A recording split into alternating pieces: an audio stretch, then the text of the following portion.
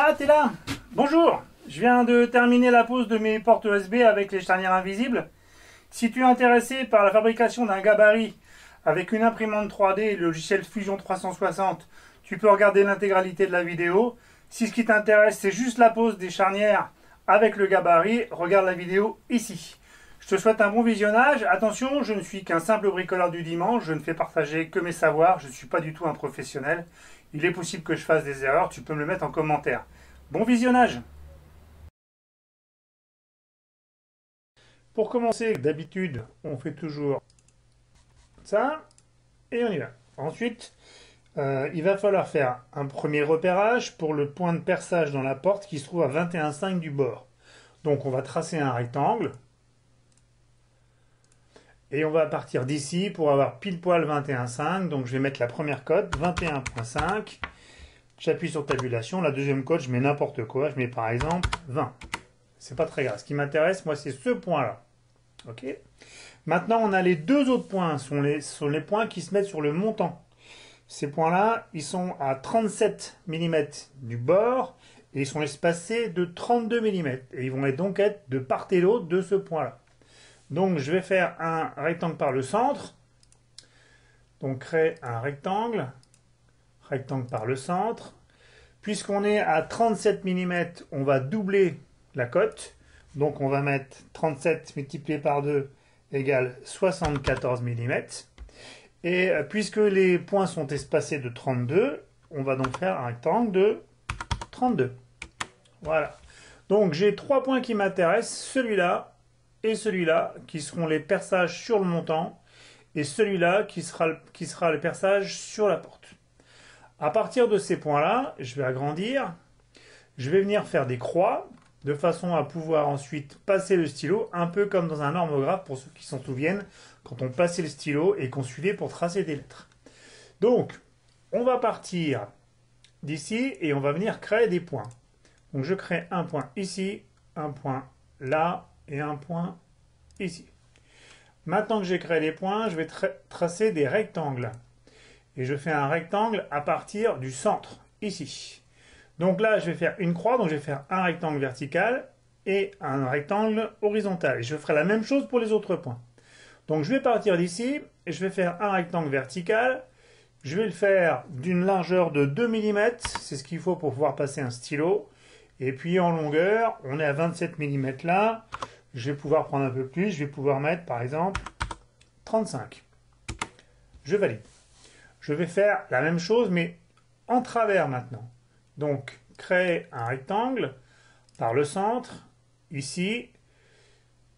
Il faut qu'il fasse 2 mm. En largeur, je suis à 28, je peux mettre 25. Je pense que j'ai bricolé. Alors, 2 mm, ok. Tabulation. Et puis là, je mets 25, ça me suffit. Donc là, j'ai une première croix que je pourrais utiliser. Maintenant, je vais faire la même chose en haut pour les deux autres points.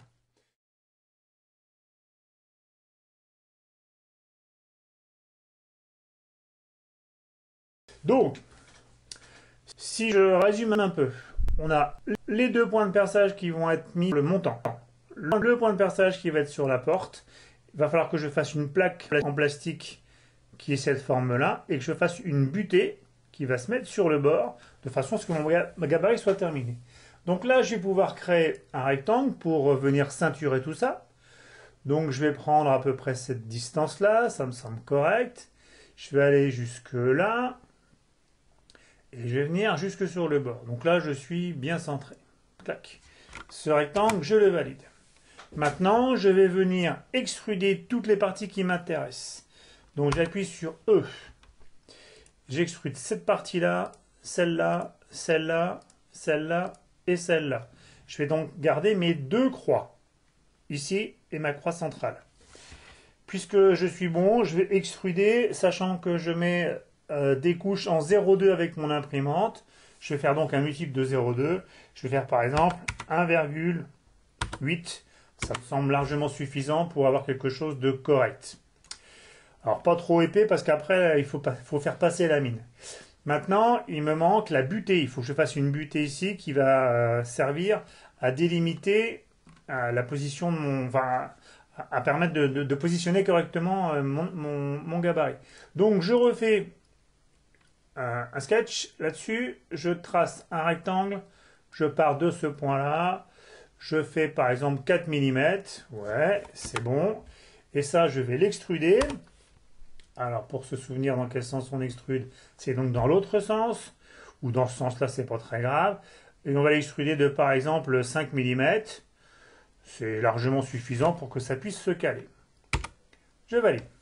Bon, maintenant je vais passer sur l'autre face. Et sur l'autre face, pour que mon crayon puisse facilement rentrer, je vais pouvoir chanfreiner les bords. Donc, si je clique sur modifier ici, moi je vois que mon chanfrein c'est le raccourci B, mais bien évidemment vous pouvez modifier le raccourci et mettre la lettre que vous voulez. Donc je vais donc appuyer sur la lettre B, ici, et je vais venir choisir tous les bords des croix. Alors ça prend un petit peu de temps.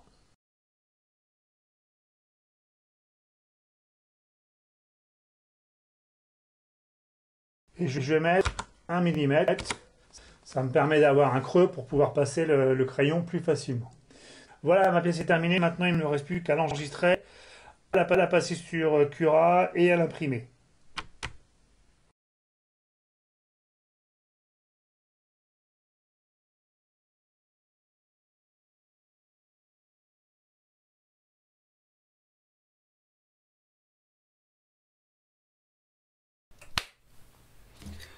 Alors, voilà comment on fait les marquages. On peut utiliser un gabarit du commerce ou utiliser le gabarit que j'ai réalisé. On va déterminer la porte et on va déterminer le montant. Ici, ça va être la porte. Ici, ça va être le montant. Donc, si on prend le gabarit du commerce, on doit faire attention à regarder ici et à mettre dans le bon sens. Donc, il faut qu'on perce bien avec la mèche de 35 mm. La partie porte va être ce point-là, la partie montant va être ici. Donc là, si je commence par la porte, j'amène la butée contre l'élément. Je fais correspondre le trait central ici pour repérer les choses. Et j'ai un point qui va être ici. Là, je vais pouvoir percer en 35.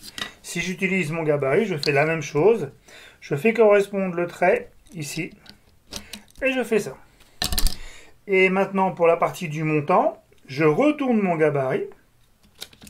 Je positionne comme ça pour être bien le trait de marquage au centre. Et je fais 2 marques avec un stylo. Alors, sur une feuille, déjà, c'est pas très facile, on n'y voit pas grand chose, mais sur de l'OSB, ça devient très difficile, on n'y voit rien. Avec mon gabarit, on le retourne, bien sûr. On le positionne pour que le trait central de marquage passe dans la croix. Et on fait comme avec un homographe, 2 croix. Et là, il n'y a pas de problème, c'est bien plus visible.